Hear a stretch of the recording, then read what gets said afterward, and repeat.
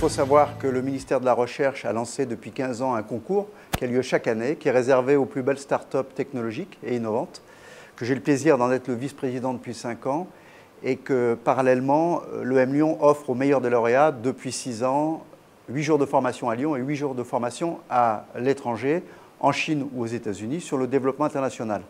Ça nous a permis, en réfléchissant sur les résultats de ce concours, sur ce que deviennent les entreprises, sur les discussions que nous avons avec les entrepreneurs que nous rencontrons chaque année, de faire ce double constat que j'évoquais, à savoir que beaucoup réussissent assez moyennement par rapport à ce qui était prévu, voire un grand nombre, alors que pour autant, ils avaient un potentiel assez fort.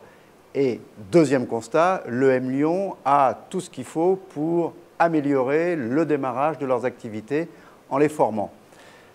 À partir de là, nous avons proposé au ministère de la Recherche de faire un rapport sur les mesures qui pourraient permettre d'améliorer sensiblement le développement de ces très belles startups.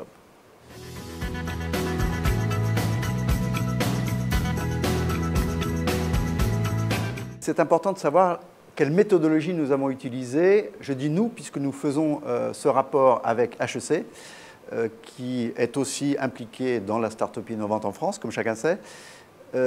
Cette méthode a consisté à ne pas partir d'a priori venant de nos deux écoles, mais de donner la parole aux entrepreneurs eux-mêmes et à ceux qui les financent, pour essayer de voir quelles sont les pistes qu'il fallait creuser en priorité pour améliorer ce développement. Et cette méthode nous a permis de relever 4 pistes principales.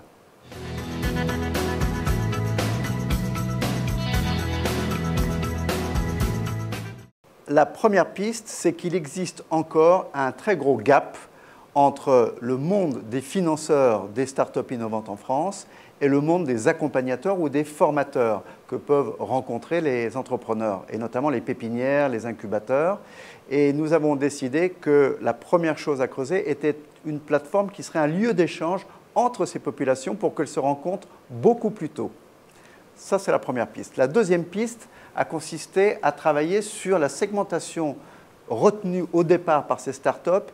Il semble, et toutes les statistiques le prouvent, que dans les années qui vont suivre leur création, elles vont être amenées pour l'essentiel d'entre elles à changer de segment et à partir sur de nouveaux types de marchés, voire de nouveaux business models. La plateforme va donc consister à mieux préparer, mieux former sur cette capacité d'adaptation, cette capacité d'évolution qui est la marque des meilleurs. Voilà pour la deuxième piste.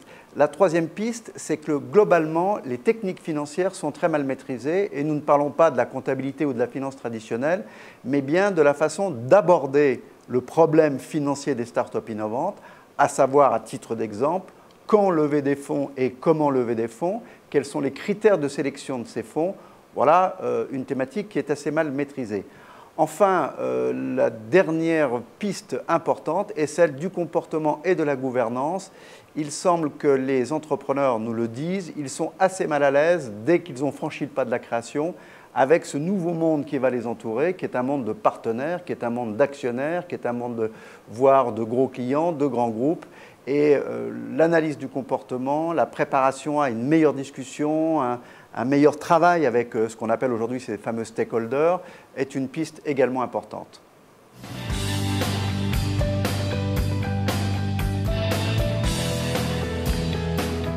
Les outils pédagogiques vont avoir un rôle absolument essentiel dans la mesure où, il faut bien comprendre, cette plateforme s'adresse aux accompagnateurs et aux formateurs et non pas aux startups elles-mêmes. Nous ne faisons pas concurrence avec des formations existantes.